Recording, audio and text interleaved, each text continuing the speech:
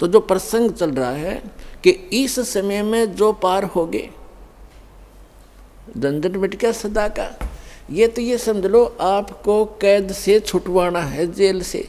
आपका मूल स्थान तो सतलोक में, जहाँ ठाठ से रहोगे। तुम इसको ठाठ मान रहे हो, व्यवस्था के कारण इसी को आपने ठाठ मान रखे, ये सुख नहीं है। तो वहाँ जाने के बाद फिर आपको सुख होगा सदा के लिए, फिर कभी लौट कर यहाँ नहीं आओगे, झांको भी नहीं। एक भक्त ने प्रश्न किया कि हम पहले भी वहीं थे, हमने गलती की, और यदि हम फिर गलती कर देंगे तो फिर यहीं आएंगे। बताओ, अरे तुम वहाँ पहुँचो तो एक बार जाकर देखो, फिर गलती कर दोगे तुम। जैसे किसी रास्ते से कोई व्यक्ति गया है, जा रहा है, और उसको आगे जाके ठगों ने, डाकुओं ने पीटा, लूट लिया, कपड़े भी उतार लिए और जूते मार कर वापस कर दिया। क्या फिर कभी वो गलती करेगा उस रास्ते जाने की? सपने में भी ना करे।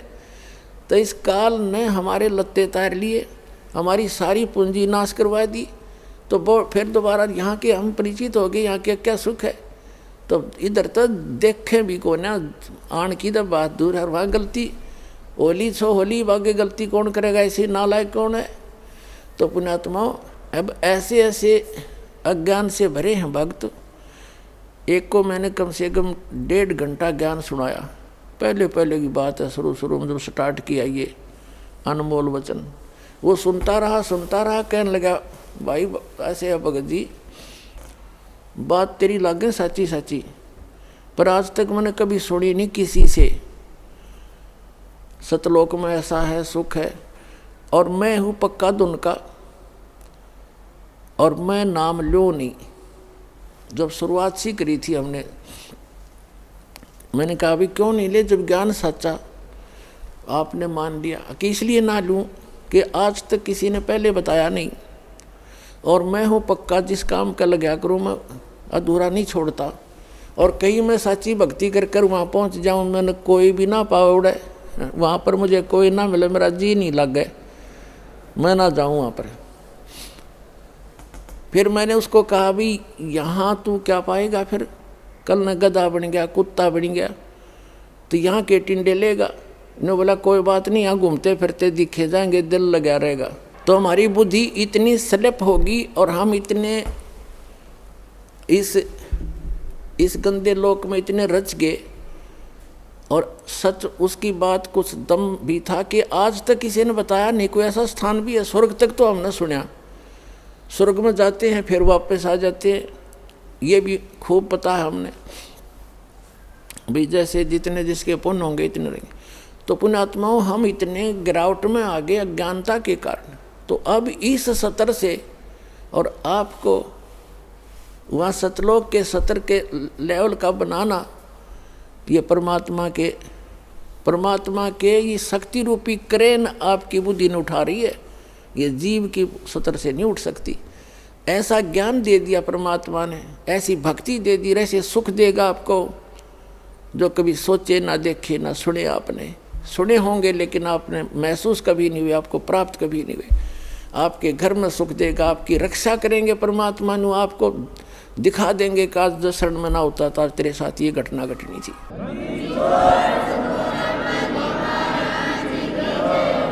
तो फिर अपने आप मान लेंगे कबीर इज गॉड। कबीर तो गॉड है ही है, लेकिन हम आपको गॉड को गॉड ही सिद्ध करने के लिए दास ने इतनी मेहनत और प्रयत्न, इतने प्रमाण दिखाने पड़ते हैं। तो प्रसंग है ये कि इस समय में जो पार होगे, हजारों वर्ष चलेगा ये ज्ञानी, पूरी पृथ्वी पर होगा, और सभी ये बकवाद छोड़ देंगे। मांस खाना, शराब पीना, तंबाकू प्रयोग करना, चोरी जारी, ठगी, बकवाद, हेरा फेरी, सारा दिन कर्म फोड़े। और किसके लिए? 2 रोटी के लिए। और धन जोड़े, बैंक बैलेंस बनावे, और कल मृत्यु हो जा, फिर कहाँ जाओगे? गधे बनकर धक्के खाओगे। तो ये ज्ञान होगा तब भय बनेगा, और भय बिन भक्ति बनती नहीं। तो जैसे फिर क्या होगा? कुछ वर्षों के बाद जो व्यक्ति पार हो गए और जो बीच में स्लिप कर गए वो नहीं पार हो पाए, लेकिन गुरुद्रोही नहीं बने। गुरुद्रोही जो बनेगा उसको भगवान साथ नहीं देगा। सतगुरु से, वैसे तो गुरु से विमुख होगे तो भी हानि घनी होगी, और गुरुद्रोही की को तो परमात्मा कहते हैं असंग जन्म तक फिर मनुष्य जीवन ही नहीं मिलेगा। अब गुरु विमुखा, गुरु जी से विमुख जो हो गए, विमुख का अर्थ होता है साधना को छोड़कर, और तो साधना करे नहीं सकता आदमी जो इस ज्ञान को समझ लेगा। वो भक्ति यहाँ से चलेगा, भक्ति नहीं कर सकता, और अब बकवादों में लग जा दूसरी बात। इससे क्या होता है कि कुछ दिनों में आपको इतना सुख देगा ये परमात्मा, आप पुराने दुखों को भी भूल जाओगे। और जब ज़्यादा सुख हो जाता है तो आदमी भगवान से विमुख अवश्य होता है। तो ये सावधानी बरतनी है कबीर साहब इसके। अब कुछ परमात्मा आपको क्या करेंगे, आपको थोड़ा बहुत कष्ट बनाए रखेंगे ताकि आपको पुराने दुख भी याद आए जा। ऐसा दुख नहीं देंगे जो आपको घनी हानि कर जा, पर थोड़ा बहुत आपके हृदय में ये बना रहेगा कि ये थोड़ा बहुत, ज़्यादा नहीं होने देंगे। इसलिए करेंगे। कबीर साहब कहते हैं, कबीर सुख के माथे पत्थर पड़ो, जिस ते नाम हृदय ते जावे, और बलिहारी उस दुख के जो पन पल नाम रटावे। परमात्मा ने कहा भगवान इसे सुख का आग लगे जो आपसे दूर करे, और ऐसा दुख हमें दिए रखना मेरे दाता जिससे आपकी याद बनी रहे। इतना कष्ट आपको अवश्य देगा। ये एक परमात्मा का फार्मूला है, नहीं तो आप भूल जाओगे भगवान को। ये आपके लिए वरदान बना रहेगा, ये सत्कर मानना। किसी भी प्रकार का देवों से सारे शरीर में थोड़ा बहुत रह के ठूठा, बाकी हानि नहीं होने देगा, आपकी भक्ति सुचारू करवाओगा। और जो गुरु जी से विमुख हो जाते हैं, नाम छोड़ जाते हैं, अब जैसे आप नाम से जुड़े हुए हैं, कोई गलती भी करोगे आपने ऐसा झटका देगा परमात्मा, आप कांप जाओगे, दोबारा उस गलती को करो नहीं, गिर आकर माफ़ी मांगोगे, दोबारा उपदेश लोगे, कनेक्शन जुड़वाओगे। और जो क्या करते हैं, जैसे 2-3 बार नाम खंड कर दिया और फिर जानबूझ के भी कर, मजबूरी में हो जा, अज्ञानता से हो जाता है, उसका विकल्प है दोबारा दीक्षा ले लीजिए, आपका कनेक्शन कट गया, दोबारा जुड़वा लीजिए, अपना अक्षमा याचना करें 100 बार। और जानबूझ कर गलती करोगे फिर आप विमुख होगे भगवान से। आप बेशक गुरुद्रोही नहीं हुए तो धीरे धीरे क्या होगा, आपका कनेक्शन कट गया। कनेक्शन कटने से उससे पहले जो आपने भक्ति साधना की भगवान की, ये सत्य साधना जो आपको दे रखी, इससे आपके बहुत गने भक्ति पुण्य इकट्ठे हो गए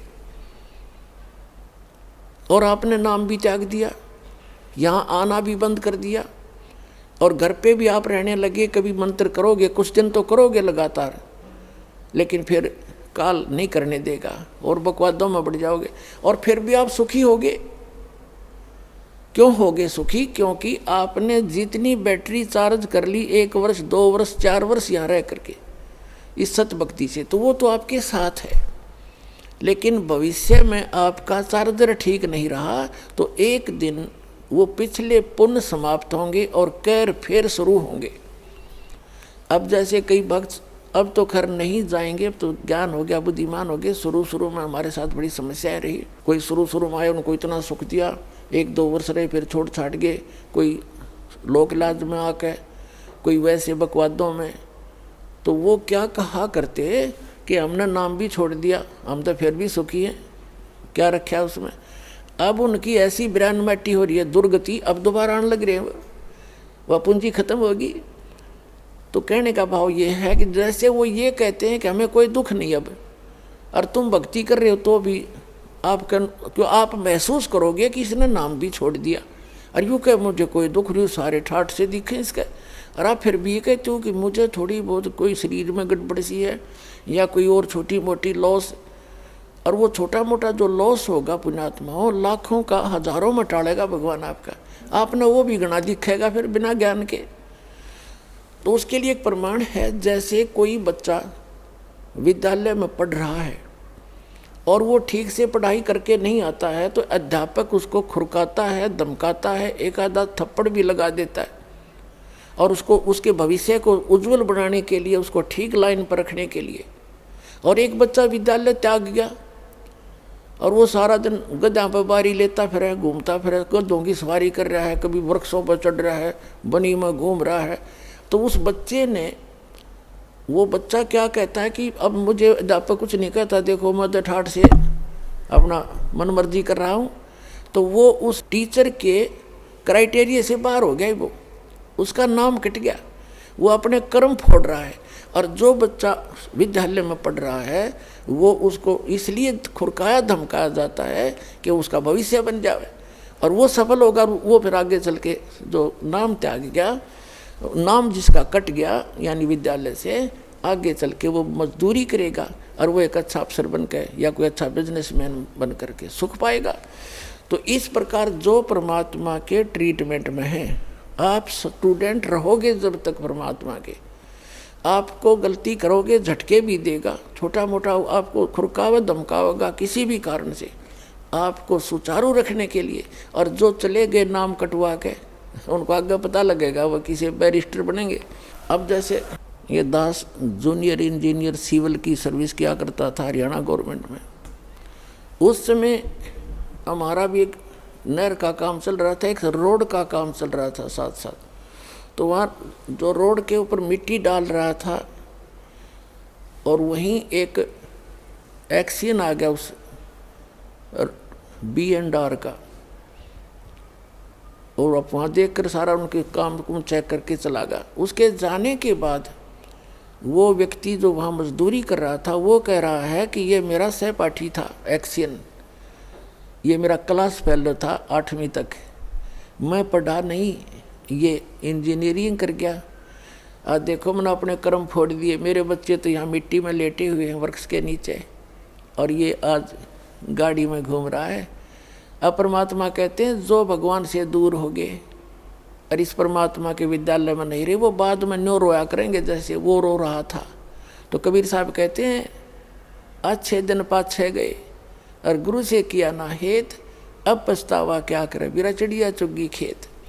तो पुणात्मा इस तरह अपने सतर्क रहना है, सावधानी बरतनी है। अब जो परमात्मा से ये तो विमुख हो गया, जैसे किसी ने सारनाम भी प्राप्त कर लिया, सतनाम तक प्राप्त कर लिया, क्या होगा, और वो विमुख हो गया। एक तो गुरुद्रोही होता है, एक गुरु से विमुख हो जाना। तो परमात्मा कहते हैं, गरीबदास जी ने कहा कि गुरुद्रोही की पैड़ पे जय पगावे वीर और 84 निश्चय पड़े सतगुरु कहें कबीर। जो गुरुद्रोही हो गए उसकी पैड़ पे पैड़ यानी उसके कदम पर, उसके पैर के चिन्ह पर अगर आपका कदम रखा गया, कहते हैं तो भी 84 लाख योनियों में जाओगे। वो गुरुद्रोही जो हो जाता है। गुरुद्रोही कौन होता? जो गुरु जी की निंदा करता है और इस नाम को त्याग जाता है, कोरी बकवाद गढ़ता है, झूठ बोलता है, नरे आरोप लगाता है, वो गुरुद्रोही हो गया। और उसकी पैड़ पे पैर रखना, कहते हैं 84 निश्चय पड़े नो सतगुरु कहें कबीर। गरीबदास जी ने अपनी इस अमृतवाणी के साथ अपने परमात्मा कबीर जी की छाप साथ सहयोग लिया है कि ये भी ऐसा ही कहते हैं। अब पैड़ पे पैड़ रखना ये नहीं है कि गुरुद्रोही जा रहा है, आप वहाँ पीछे पीछे जा रहे हो तो उससे वो नहीं कि उसके कदम पे कदम नहीं रखना।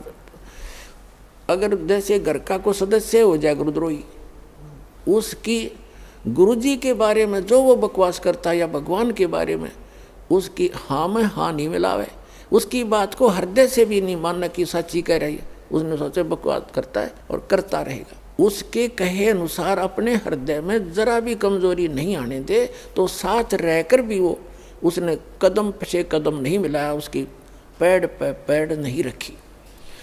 गुरुद्रोही की पैड़ पर जय पगावे वीर, 84 निश्चय पड़े नो सतगुरु कहें कबीर।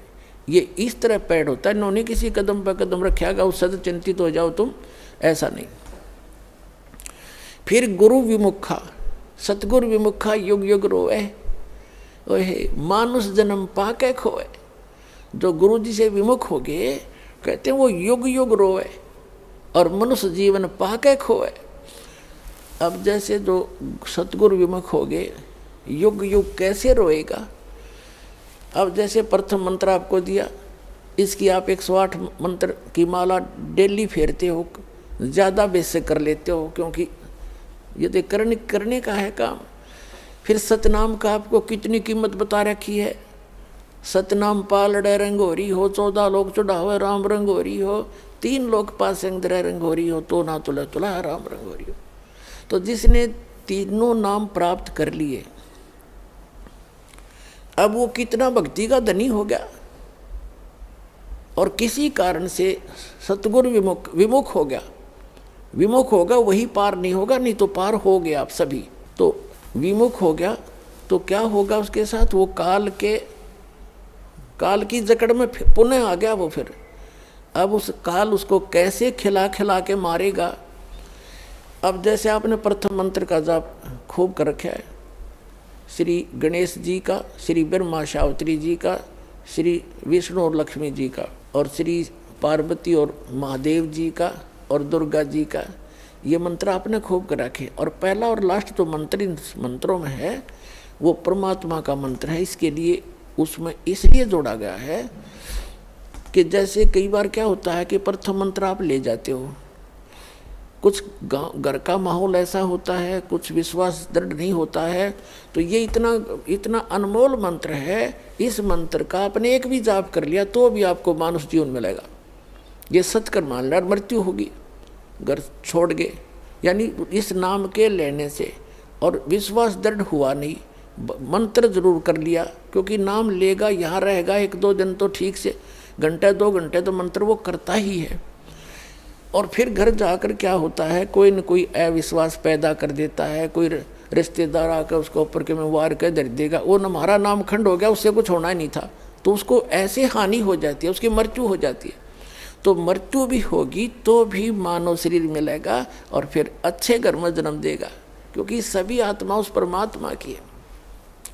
तो यहाँ से उपदेश लेकर इंसान जो मार खाते हैं वो परमात्मा पर विश्वास ना करके, मर्यादा भंग करके, उनको हानि हो ही जाती है। लेकिन इस नाम का बेनिफिट भी उनको भी मिलेगा जैसा उन्होंने किया उस सत्र का। अब क्या होगा, जैसे ये बीच के 5 मंत्र हैं इस प्रथम मंत्र के अंदर, प्रथम दीक्षा मंत्र के अंदर जो बीच के 5 नाम हैं, इनमें इन भगवानों के मंत्र हैं, और इनकी इतनी कमाई हो जाती है। जब आप शरीर छोड़कर जाओगे आपको पहले गणेश जी के लोक में रखेंगे,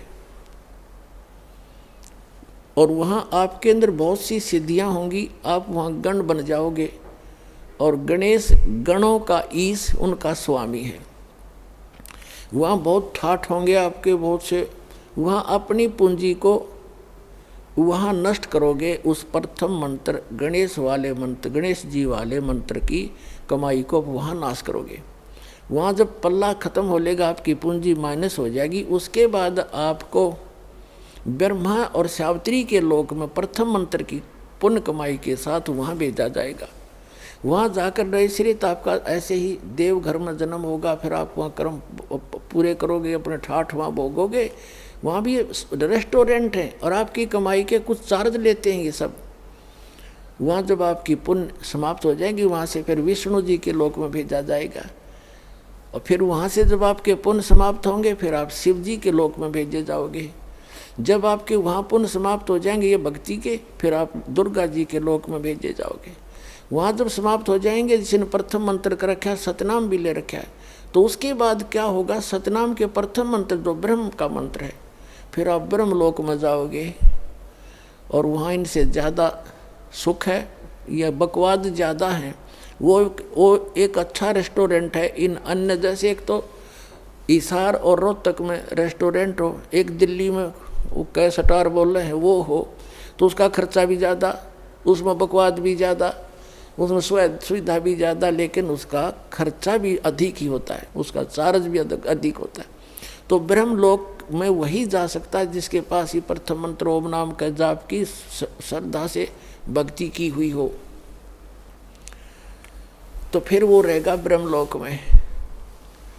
और फिर जो दूसरा मंत्र है सतनाम के अंदर, जो दूसरा मंत्र है जो श्वास उश्वास से जो आपको दिया जाता है, उसकी कमाई को इसने वहाँ एक बना रखा है नकली अलखलोक, नकली सतलोक। उस सतलोक में रखता है ये। ब्रह्मलोक उनसे हटकर है, जो महाइंद्र का लोक है, वो ब्रह्मलोक का वो पोर्शन है जहाँ ये ब्रह्म के ओम नाम की जाप की कमाई वाले हंस वहाँ रहते हैं। कहने का भाव ये है दास का कि आपकी और जिसने सारनाम मिल गया है पूंजी, वो बाकी तो उसकी सारी नष्ट हो जाएंगी। सारनाम जिसको मिल गया है और आपको याद आ गया उस समय भी, यदि पहले याद आ जाता है, जैसे आप गणेश जी के लोक में गए या विष्णु जी के लोक में गए और वहाँ जाते ही आपको याद आया कि मैं तो गलत होगी, यहाँ तो मेरी सारी पूंजी नाश होएगी, रोज की उनको दिखाई देती है बैंक बैलेंस, जैसे जैसे पैसे निकालते हो और उसमें डेली निकल आ जाती है रिपोर्ट, ऐसे वहाँ डेली चलता आपका इतनी पूंजी खत्म होगी, इतनी आज इतनी, आज इतनी, आपने इतना खर्चा कर दिया। तो फिर उसको याद आता है कि भैया तो गलत हो गया, और गुरुजी बताया करते थे ये तो बात बिगड़ गई, मैं तो गलत आ गया, मैंने तो कहीं और जाना था। फिर उसको याद आ गई कि मेरा तो नाम कट्या होगा, फिर जब मैं यहाँ आ सकता हूँ वैसे तो आ ही नहीं सकता, नाम खंडवा होगा।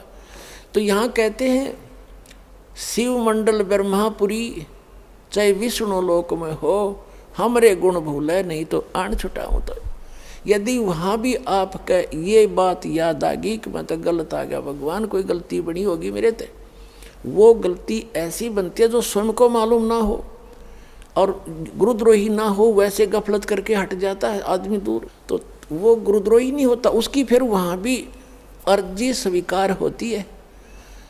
तो परमात्मा वहाँ पहुँच जाते हैं और उस लोक में जाकर वहाँ के प्रधान से कहते हैं छोड़ इसको, ये हमारा भक्त है, तुम कैसे ले आए इसको। तो तुरंत हाथ खड़े कर देते कि ले जाओ जी, ले जाओ अपना।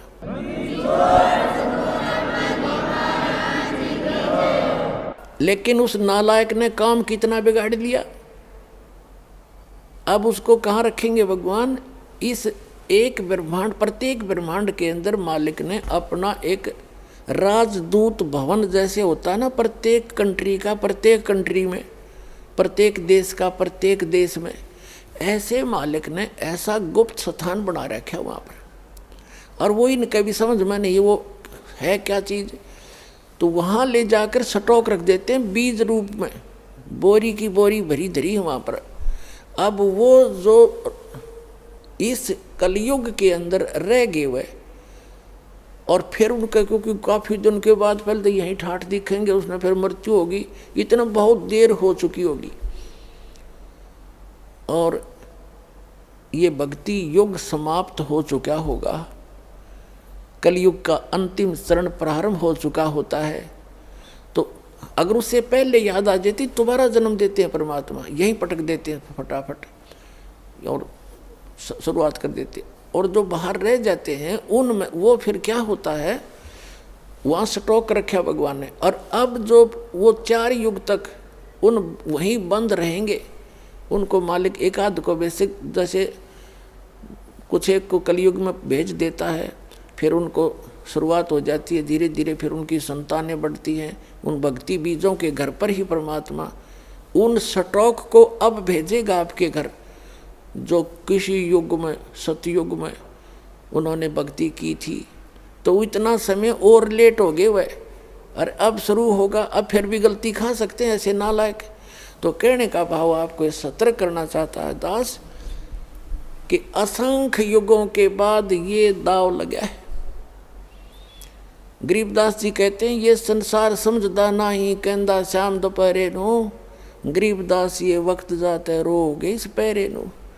ये हाथ से छूट गया ये गोल्डन चांस, फिर रोया करोगे इस वक्त को, ये हाथ नहीं आओगा।